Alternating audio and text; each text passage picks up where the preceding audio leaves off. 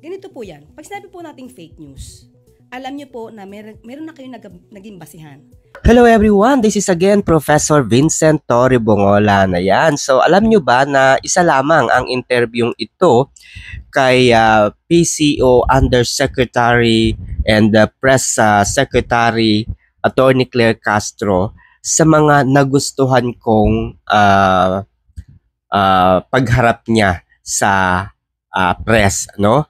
Nakakatuwa dahil masasabi nating isa ito sa pinakamatalinong hakbang ng gobyerno. Okay, bakit ko nasabing pinakamatalinong hakbang? Para sa akin, tama lamang po, no, ang pagkakaluklok kay Attorney Claire Castro. Dahil naniniwala kasi ako sa kanyang mga sinasabi. Pasensya na po doon sa mga tao na naniniwala sa akin at bigla-bigla na lamang ay kakampihan ko, no, at sasang-ayunan ko itong si Attorney Claire Castro. Alam niyo po kasi ako po ay tumitingin lamang sa kung ano yung nararapat, ano yung tama para sa aking palagay, no? Kung ano yung opinion ko, kung ano yung sa tingin ko, yun. Hindi po ako into like, dahil maka-Duterte ako, lahat na ng Duterte ay nandun ako. No. Kahit po sa panahon ni Duterte, may mga binabatikos din po tayong mga tao, mga ganyan, mga politiko. Pero ito, ganun din po naman sa opisina, no, at sa admin ng kasalukuyang admin po, no. So ito po ang pinakamasasabi ko, napakatumpak, napakatama, napakawasto ang pagkakaluklok ni Attorney Claire Castro sa Philippine Communications Office. Dahil for the first time in the history, ngayon lang ako nakakita ng isang press secretary na ang sinasabi ay taliwas sa sinasabi ng Pangulo. Ngayon lang ako nakarinig ng mga mensahe mula sa isang press secretary na ang kanyang sinasagot sa press, no, sa public, ay pansarili niyang kaalaman, pansarili niyang opinion, and not from the message of the president. Kasi ako, ang paniniwala ko kasi, ganito ang pagiging isang press secretary, ikaw ay nagbibigay lamang, no, ng mensahe, at ang mensahe na iyong inihahatid sa taong bayan ay mula sa opisina ng Pangulo. Kaya nga po tinawag kang press secretary.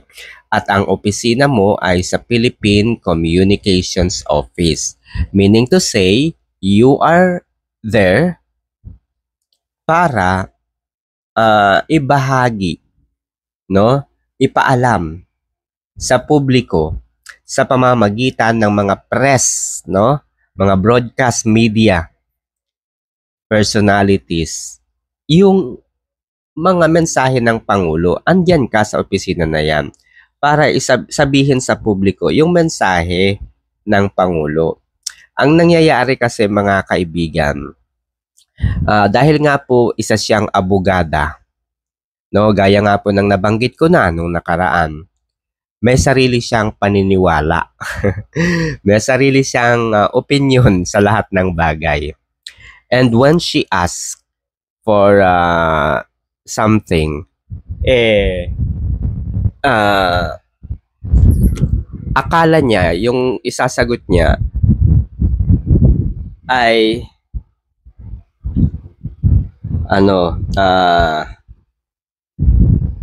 mensahe din ng Pangulo. But in reality, pansarili na niyang opinion yung nasasabi niya. So, hindi pala lahat talaga ng abogada matatalino. Minsan nawawala din talaga sa direksyon yung buhay. Kagaya na lamang yung tungkol sa impeachment. Ano ba yung side ng Pangulo pagdating sa impeachment? Tapos kung ano-ano yung sinasagot niya, personal na opinion niya. Ngayon lang ako nakakita, promise. Matatawa na lang kayo. Mag-research kayo sa lahat ng mga naging press secretary. 'Di ba? Kung ano yung mensahe ng Pangulo, yun lang dapat yung sasabihin mo sa publiko. Hindi yung magsasabi ka ng beyond his words, beyond the president's advice, beyond the president's words. Yun nga, dahil nga, Diyos ko po, matatawa na lang ako dito. Matatawa na lang ako dito kay Attorney Claire Castro. Lahat ng mga sinasagot niya, pansariling opinion niya, pansariling sagot niya. My goodness. Talino mo talaga, attorney. So hindi naman din po kayo kabilang doon sa mga masasabing nagpapakalat din ng fake news since wala naman po palang mga verified batayan yung inyong mga sinasabi. Kainis naman din kasi itong reporter na to kung makapagtanong naman din kasi hindi naman kasi tanong yung kanyang sinabi. Tahasan naman niyang sinabing si Attorney Claire Castro nagpapakalat ng fake news dahil yung mga sinasabi ni Attorney Claire Castro walang batayan. Grabe ka talaga, ate. Oo. Tignan mo kinabukasan, headlines ka ngayon. Baka i-report ka ni Attorney Claire Castro sa kanyang amo. Ayan, sa susunod na mga araw, wala ka na dyan sa posisyon mo, dyan sa trabaho mo, kung saang media ka man nagtatrabaho. Sukat ba naman sabihan mo ng nagpapakalat ng fake news itong si Attorney Claire Castro dahil walang basihan yung kanyang mga sinasabi? Ang lakas mo, te. Lakas mo talaga. Panalo talaga ito. Bonggang-bonggang yung pagkapanalo talaga. Oo, tuwan-tuwa talaga ako sa iyo. Ayan, tuloy pati tuloy si ating press secretary nagpaliwanag tuloy. Ito yung sinasabi ko. Ito yung sinasabi ko na si Ateng si press secretary sumasagot sa mga tanong na hindi galing na hindi galing sa bunganga o sa advice ng Pangulo. Kasi nga, kailangan niyang ipagtanggol yung sarili niya. Kaya ang nangyayari, yung mga sinasabi niya sa press, hindi na galing sa Pangulo, kundi galing na sa kanya. Dahil kailangan niyang ipagtanggol yung sarili niya. My goodness. Eto, panoorin niyo kung paano niya i-justify yung kanyang mga sinasabi sa kanyang mga vlogs. Ayan. Vlogger kasi to. Vlogger to si Attorney Claire Castro. So sinabihan nga niyang mahina si Presidente kasi ang dami daw advisor. Ang dami raw advisor na kayang-kaya naman. May mga secretary pa nga daw. May mga ASEC pa nga raw.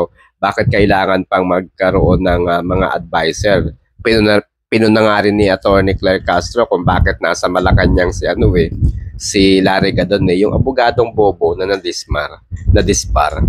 So ito na nga, paliwanag ni Attorney, tignan mo.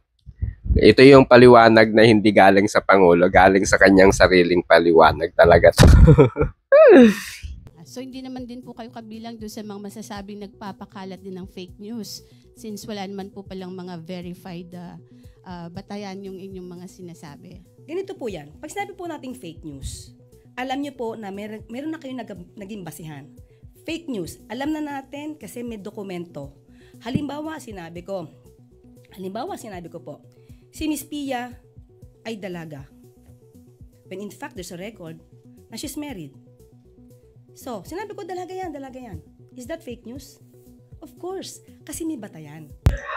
So yun naman pala, kapag walang batayan, fake news. Pero kapag merong batayan, yun ay hindi fake news. Okay. So ngayon, alam ko na. Alam na natin guys, no? Alam nyo na. Kapag walang batayan, fake news yun. Kapag walang batayan. Kapag meron kang basihan doon sa sinabi mo, hindi fake news yun. Totoo yun. Ito, panoorin nyo nga ito, pakinggan nyo nga ito kung meron ba itong batayan. Sabihin nyo nga sa akin kung meron itong batayan, ha? Sabihin nyo kung fake news o hindi to, ha? Sige, sagutin nyo to. I-analyze nga natin si PBBM. Ang nakakataka part na ganito, ilan na ba ang advisor ni Pangulong Marcos maliban sa mga sekretaris niya? Ibig bang sabihin nito, partner? Ayoko kasi maging nega, partner. Di ba pag sobrang dami mong advisor, parang lumalabas, wala ka talagang alam. Di ba? So ayun na nga, kung naintindihan ninyo yung konteksto ng inyong napanood guys, no? Ang basihan ni Attorney Claire Castro para sabihin na walang alam si President Ferdinand Romualdez Bongbong Marcos Jr. bilang Pangulo ng Republika ng Pilipinas, nasabi niya na walang alam si Pangulo dahil nga napakarami niyang mga advisors, napakarami niyang mga consultant. Nandyan na nga po si Larry Gadon, advisor for poverty alleviation, and yan. And then sino pa? May mga may mga secretary din siya. Meron din mga ASEC. So dahil daw sa sobrang dami na ng kanyang mga advisors, mga secretaries, may mga cabinet officials pa ang Pangulo, bumuo pa siya ng opisina para lamang kay Larry Gadon. So, yun yung basihan ni Attorney Claire Castro para sabihin na walang alam si President Marcos Jr. Pero ito lang ang masasagot ko. President, ano sa tingin nyo dito? Tinawag kang walang alam ni Attorney Claire Castro, o hindi hindi fake news si Attorney Claire Castro doon, totoo yun, may basihan siya ang basihan niya, marami ka raw advisor, bakit kailangan mo pang i-appoint si Larry Gadon, o di ba? O ibig sabihin wala ka talagang alam, o sabihin mo kay Attorney Claire Castro na totoo yung sinasabi niya.